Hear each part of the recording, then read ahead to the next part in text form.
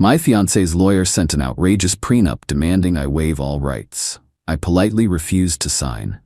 She called off the wedding via text. My lawyer knew you weren't serious. I replied, interesting. Then I sued her for all non-refundable wedding deposits I'd paid. Her lawyer was stammeringly calling mine, offering to settle quickly. I, 35 male, am, or rather was, engaged to Chloe, 32F. We'd been together for 4 years, living together for 2 in my house, which I bought pre-Chloe, a detail that becomes relevant. The wedding was slated for 3 months from now, deposits paid, save the dates mailed, the usual drill. And yes, the lion's share of those deposits came from my accounts. We discussed finances generally, agreeing on a mix of separate and joint contributions for household expenses. Seemed normal. Then last Tuesday, an email lands, not from Chloe, from a Mr. Alistair Finch-esque. Subject, prenuptial agreement, Knight and Sterling. Knight's me, Sterling's her. My stomach tightened. Chloe had never mentioned a prenup. Not directly. We'd had those hazy, what if something happened conversations, but nothing about lawyers or formal agreements. I opened the PDF. It wasn't so much a prenup as a blueprint for my financial ruin. Key horrors included: my premarital assets, house, significant investment portfolio, remained mine. Standard. Her premarital assets, some savings, a car with a loan remained hers. Fine. Fine. The bombshell. Any assets accumulated during the marriage, irrespective of who earned or acquired them, would be deemed her separate property if we split. My future income, joint purchases, all hers. I was to waive any right to spousal support, no matter what, no matter how long we were married. A clause targeting my freelance coding income and small apps. Anything I developed during the marriage, even if based on existing concepts, would become hers. A vague lifestyle clause implying I'd have to maintain her current standard of living if she, for example, decided her marketing job was no longer fulfilling. It was breathtakingly one-sided. This didn't feel like the Chloe I knew, or perhaps it was a side I hadn't been allowed to see. I didn't call her. Finch's email clearly stated all communication on this agreement should be routed through him. Roger that, Alistair. First call was to Sarah Miller, my lawyer who handled my house purchase. I forwarded the PDF. Her tone over the phone shifted from professional curiosity to disbelief. Mark, this is exceptionally aggressive. Parts of it are so one-sided they'd likely be challenged successfully in court. It's drafted to the extreme. This is their opening salvo, and it's a cannonball. A lawyer can draft what a client insists on, but this shows a certain mindset from their side. Me, that's the vibe I got. So what's our move? You don't sign this as is, obviously. We can try to negotiate it into something resembling fairness, but be prepared for them to hold firm. This level of overreach is a massive red flag about more than just money. She was right. This wasn't a discussion. It felt like a demand from a stranger. Wednesday morning, Sarah emailed Mr. Finch. Polite, professional, but firm. Dear Mr. Finch, we represent Mark Knight and have reviewed the proposed prenuptial agreement. Mr. Knight will not be signing the document in its current form as it is substantially inequitable. We are prepared to discuss a fair and balanced agreement, but this initial proposal is not a viable starting point for such a discussion. Thursday afternoon, my phone pings. A text from Chloe, not a call. Chloe, my lawyer told me you refused to sign. He knew you weren't serious about us or our future. I can't believe you. The wedding's off. Just like that. 4 years, a wedding in the final countdown, kaput via text, because I wouldn't sign a document designed to strip me bare. The "he knew you weren't serious" bit was particularly galling. I stared at it. The hurt was real, a dull ache, anger too simmering, but overriding it was a cold wave of understanding. This document and her reaction laid bare something fundamental. My reply to her text, noted. Then I called Sarah. Chloe just called off the wedding, by text. A sigh, but no surprise in her voice. Okay, Mark, let's process this. What are your immediate thoughts, practically speaking? Me. The deposits. Venue, caterer, photographer, band. We're talking close to $28,000. All non-refundable now. All paid from my bank accounts. She unilaterally canceled because I wouldn't sign a predatory legal document drafted by her lawyer, effectively making the wedding impossible under her terms. I want that money back. Sarah.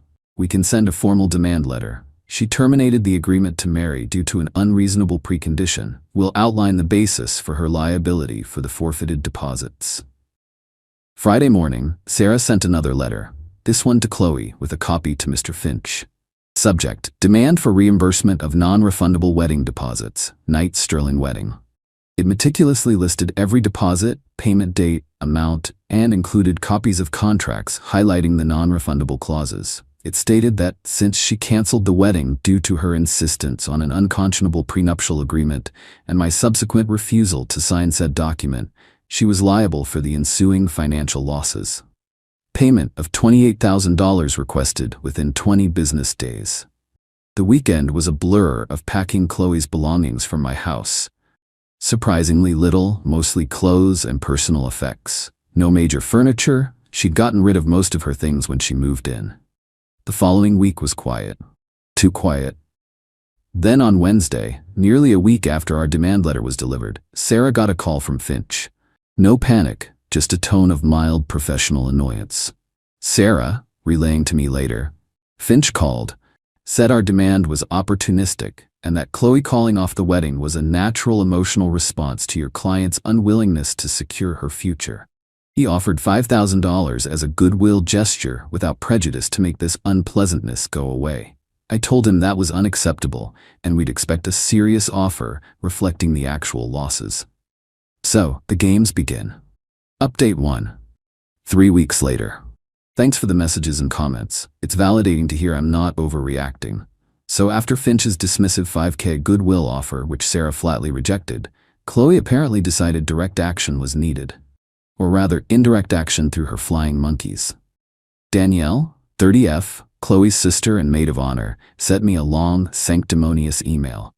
Mark, I am utterly disgusted by your behavior. Chloe is a wreck, and all because you wouldn't sign some standard paperwork. Alistair is one of the best family lawyers. He was just protecting Chloe. Now you're trying to bully her for money? You clearly got cold feet and are using this as an excuse. All her friends are horrified. Standard paperwork. Right? Sarah had already told me that while Finch was indeed a known, aggressive litigator in family law, this prenup was extreme even by those standards, likely heavily influenced by an insistent client or client's family, particularly her mother, Karen, I suspected. Chloe then texted me directly, ignoring the lawyer-to-lawyer protocol she, via Finch, had established. Mark, this is insane. Alistair told me you're actually threatening to sue? After you were the one who wouldn't commit? My parents are beside themselves. Mom says it proves you were never truly invested. I didn't reply. Forwarded to Sarah. Her laconic email response, duly noted, standard tactics, hold the line. The following week, Finch emailed Sarah. He upped the offer to $10,000. Still without admission of liability. Sarah countered, reiterating our demand for the full $28,000 and providing a spreadsheet with copies of all receipts and contract clauses again.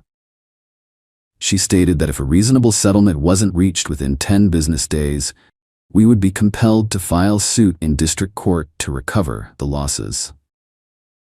The mention of district court, as opposed to small claims given the amount, was deliberate, signaling we were prepared for a more substantial legal fight with associated higher costs for them if they lost. Then Chloe herself showed up at my house last Saturday. I was doing some yard work. Chloe, Mark, we need to talk. She was trying for a softer, conciliatory tone, but the frustration was evident. Me, Chloe? Sarah is talking to Alistair. That's the channel you wanted. I kept weeding. No dramatic mower scenes. I was emotional. You embarrassed me by refusing the prenup. It was meant to protect our future. Me, it was designed to protect your future at the expense of mine, Chloe. There's a big difference. My parents said they might be willing to help with some of the wedding costs if we can just put this behind us and get back on track. She said it as if offering a monumental concession. Back on track? After you texted me the wedding was off because I wouldn't agree to that prenup? Alistair was just being thorough. He was looking out for me. You know, I've talked about wanting to start my own business one day. Her artisanal, eco-friendly pet treat business idea, usually floated after a few glasses of wine, had never materialized beyond a Pinterest board.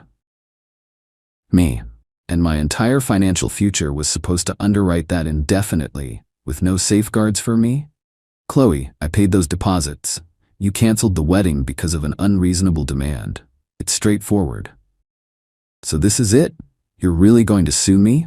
My mother is devastated. She said you're not the man she thought you were. Honestly, Chloe, after that prenup, you're not the woman I thought you were either. She left in a huff. A few days later, Sarah got another email from Finch. He was now offering $18,000. Progress, but still not it. He complained about our inflexible stance and threatened to countersue for emotional distress if we proceeded to court, a threat Sarah identified as bluster, typical for his style when on weaker ground. The narrative Chloe was spinning to mutual friends was that I had a secretive financial life and refused to be transparent, hence the need for the protective prenup. The slander was getting creative. Sarah advised that Finch's increasing offers, despite the bluster, indicated a desire to avoid actual litigation. He was testing our resolve. We gave him our final deadline. Full amount, or we file. Update 2. 3 more weeks later. The deadline for the $28,000 passed. Finch's last offer was $22,000, still couched in no liability language. Sarah filed the suit in district court the next day. We had a strong case, breach of contract, the agreement to marry, by making it contingent on an unconscionable, last-minute demand. The process server delivered the summons to Chloe at her parents' house where she was staying a few days later. This, apparently, is when the carefully constructed wall of sterling family entitlement started to show serious cracks. It wasn't instantaneous, no panicked calls within hours. But about 3 days after Chloe was served, Sarah received a call from Mr. Finch. His tone, she reported, was markedly less confident than before. Finch, Miss Miller, my client is, of course, prepared to vigorously defend this suit. However, in the interest of avoiding protracted and costly litigation for all parties, we might be open to a more comprehensive settlement discussion. Mr. Finch, our position has been clear. Your client is liable for the $28,000 in non-refundable deposits.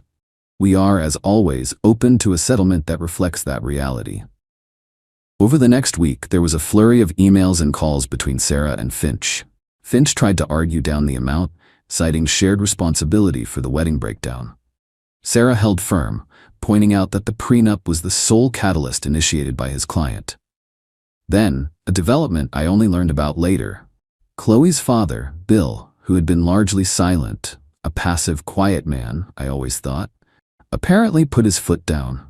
A mutual acquaintance who was friendly with a Sterling family cousin eventually told me that Bill, upon seeing the actual court summons and likely hearing the potential costs of a losing battle in district court from a more realistic Finch, who would have had to explain the risks to his clients, told Karen, Chloe's mother, and Chloe that this had gone far enough.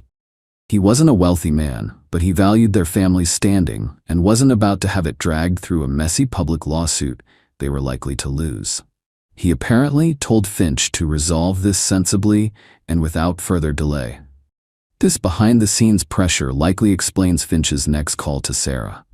Finch, Miss Miller, my clients are now prepared to offer the full $28,000 to settle this matter, provided Mr. Knight agrees to a mutual non-disparagement clause and, of course, withdraws the lawsuit upon receipt of funds. We will also require reimbursement for our filing fees and associated service costs, Mr. Finch.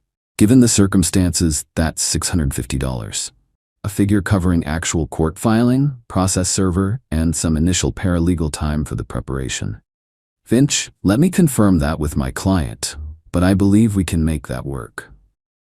He called back within a couple of hours. They agreed. Certified funds for $28,650 were to be delivered within 5 business days, along with the settlement agreement.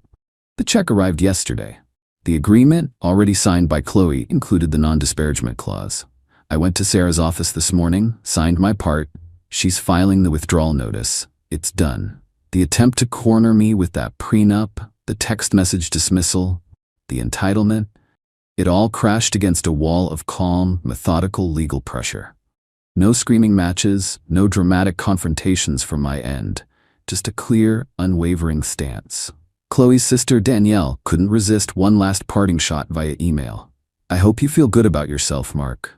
Chloe is devastated, and this whole ordeal has been incredibly stressful for our family, all over some money. I archived it without a reply. Some people will never see past their own narrative. The real victory isn't just the money.